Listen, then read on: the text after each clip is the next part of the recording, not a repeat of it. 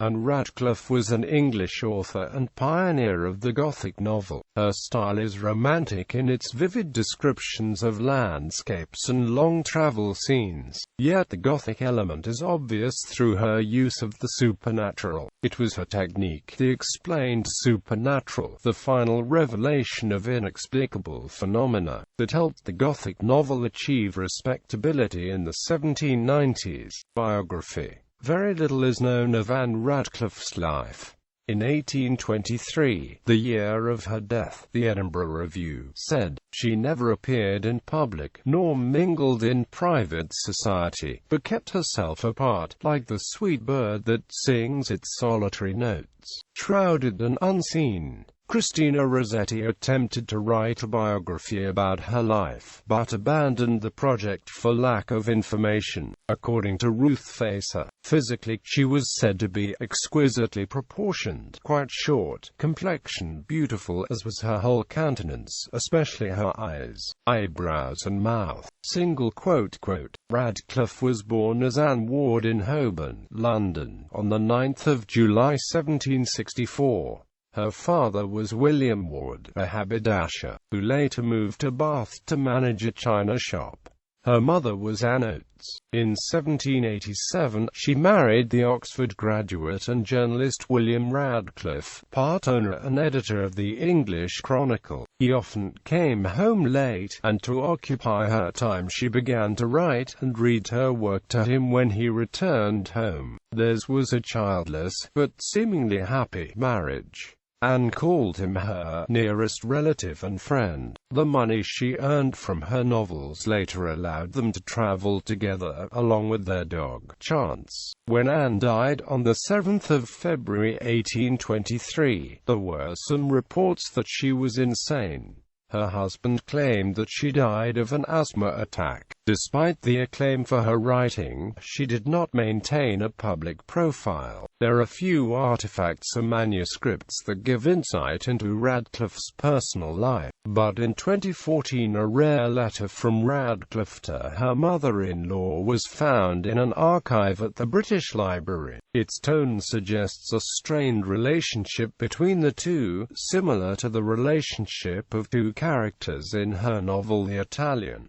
Literary life. Radcliffe's fiction is characterized by seemingly supernatural events that are then provided rational explanations. Throughout her work, traditional moral values are asserted, the rights of women are advocated, and reason prevails. Radcliffe published 6 novels as well as a book of poetry, but her talent for prose far exceeded her poetic ability. She also authored a work based on her one excursion to the continent, a journey made in the summer of 1794, through Holland and the western frontier of Germany, to which are added observations of a tour to the lakes. Radcliffe is considered one of the founders of Gothic literature. While there were others that preceded her, Radcliffe was the one that legitimized the genre. Sir Walter Scott called her the founder of a classer school.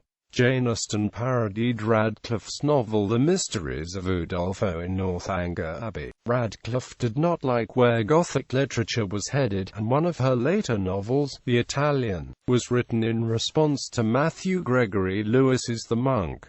It is assumed that this frustration is what caused Radcliffe to cease writing. After Radcliffe's death, her husband released her unfinished essay on the supernatural in poetry, which details the difference between the sensation of terror her works aimed to achieve and the horror Lewis sought to evoke. She states that terror aims to stimulate readers through imagination and perceived evils, while horror closes them off through fear and physical dangers.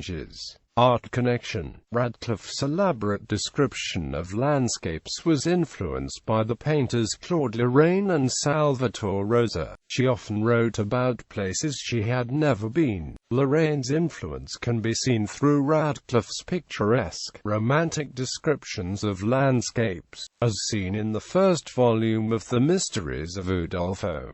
Rose's influence can be seen through dark landscapes and elements of the Gothic. Radcliffe said of Lorraine, in a shaded corner near the chimney, a most exquisite Claude, an evening view, perhaps over the Campagna of Rome. The sight of this picture imparted much of the luxurious repose and satisfaction, which we derive from contemplating the finest scenes of nature. Here was the poet, as well as the painter, touching the imagination, and making you see more than the picture contained. You saw the real light of the sun, you breathed the air of the country, you felt all the circumstances of a luxurious climate on the most serene and beautiful landscape, and the mind thus softened, you almost fancied you hear Italian music in the air. Selected publications: The Castles of Athelin and Dunbayne, A Sicilian Romance 1790, The Romance of the Forest 1791, The Mysteries of Udolpho 1794, The Italians 1797, Gaston de Blondeville 1826.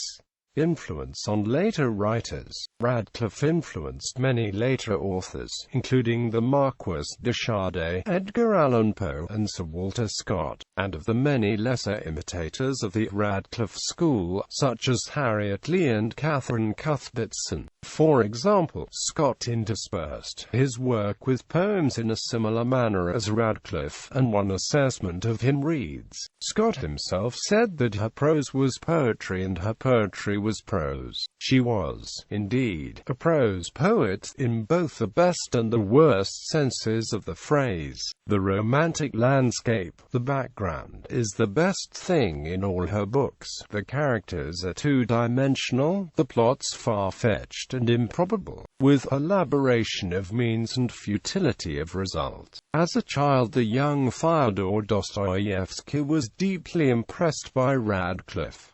In Winter Notes on Summer Impressions he writes, I used to spend the long winter hours before bed listening, agape with ecstasy and terror, as my parents read aloud to me from the novels of Anne Radcliffe.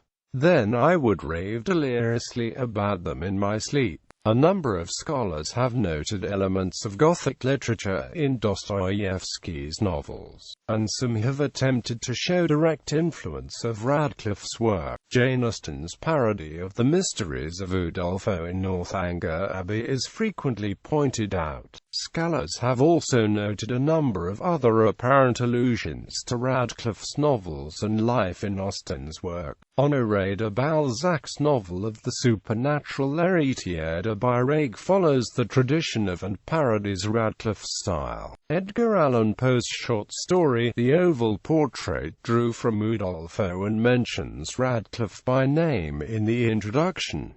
Film reference. Helen McCrory plays Anne Radcliffe in the 2007 film Becoming Jane, starring Anne Hathaway as Jane Austen. The film depicts Radcliffe as meeting the young Jane Austen and encouraging her to pursue a literary career. There is no evidence of such a meeting having actually occurred.